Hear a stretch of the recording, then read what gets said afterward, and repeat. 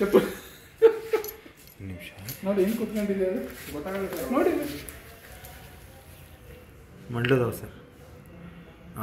Dear friends, ನಿಮ್ಮೆಲ್ಲ ಕೇಳ್ಕೊಳ್ಳೋದಿಷ್ಟೇ, ಇದು ಮಳೆಗಾಲ, ಈಗ ಹಾವುಗಳು ಮರಿ ಈಚೆ ಬರೋ ಕಾಲ ನೋಡಿ. ಎಲ್ಲರೂ ಸ್ಲಿಪ್ಪರು ಮತ್ತು ಶೂಸ್ನ ಹೊರಗಡೆ ಬಿಟ್ಟಿರ್ತೀರ.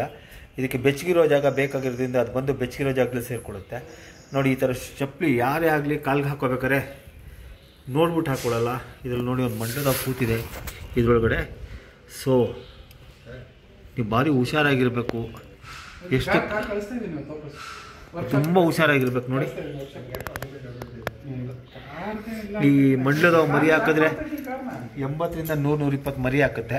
ಸೊ ಒಂದ್ಸಲಿ ಮರಿ ಹಾಕಿದಾಗ ಎಲ್ಲೆಲ್ಲಿ ಡಿಸ್ಟ್ರಿಬ್ಯೂಟ್ ಆಗುತ್ತೆ ಅಂತ ಗೊತ್ತಿಲ್ಲ. ಸೊ ನಿಮ್ಮನ್ನು ಕೇಳ್ಕೊಳ್ಳೋದಿಷ್ಟೇ, ದಯವಿಟ್ಟು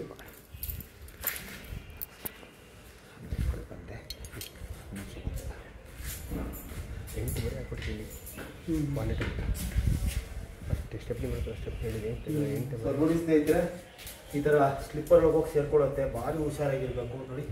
ಇಲ್ಲೋಗಿ ಸೇರ್ಕೊಳ್ಳುತ್ತೆ. So you will be always careful. So ದಯವಿಟ್ಟು ಹುಷಾರಾಗಿರಿ, ಏಕೆಂದರೆ ಮಂಡ್ಲದ ಮರಿ ಇದು, ಭಾರಿ ಹುಷಾರಾಗಿರಬೇಕು. ನಿಮಗೆ ಕೇಳ್ಕೊಳ್ಳೋದಿಷ್ಟೇ, ಅಡ್ಡ ಸ್ಲಿಪ್ಪರು ಶೂಸ್ನ ಬಿಡಬೇಕಾದ್ರೆ ದಯವಿಟ್ಟು ಮನೆ ಒಳಗಡೆ ಬಿಟ್ಕೊಳ್ಳಿ. ಮಳೆಗಾಲ, ಮರಿಗಳು ಈಚೆ ಬರುತ್ತೆ, ಶೂಸು ಸ್ಲಿಪ್ಪರ್ ಒಳಗೆ ಹೋಗುತ್ತೆ, ಕಾರ್ಪೆಟ್ ಕೆಳಗಡೆ ಸೇರಿಕೊಳ್ಳುತ್ತೆ. ಈ ಕಾಲದಲ್ಲಿ ಹಾವುಗಳಿಗೆ ಬೆಚ್ಚಗಿರೋ ಜಾಗ ಬೇಕು, ಬೇಸಿಗೆ ಕಾಲದಲ್ಲಿ ತಣ್ಣಗಿರೋ ಜಾಗ ಬೇಕು. ನಿಮಗೆ ರಿಕ್ವೆಸ್ಟ್ ಮಾಡ್ಕೊಳ್ಳೋದಿಷ್ಟೇ, ಸ್ಕೂಲ್ ಶುರು ಆಗ್ತಾ ಇದೆ, ಮಕ್ಕಳುಗಳು ದೊಡ್ಡವರು ಯಾರೇ ಆಗಲಿ ಶೂಸ್ ಹಾಕೋಬೇಕಾದ್ರೆ ಒದಬಿಟ್ಟು ಹಾಕೊಳ್ಳಿ.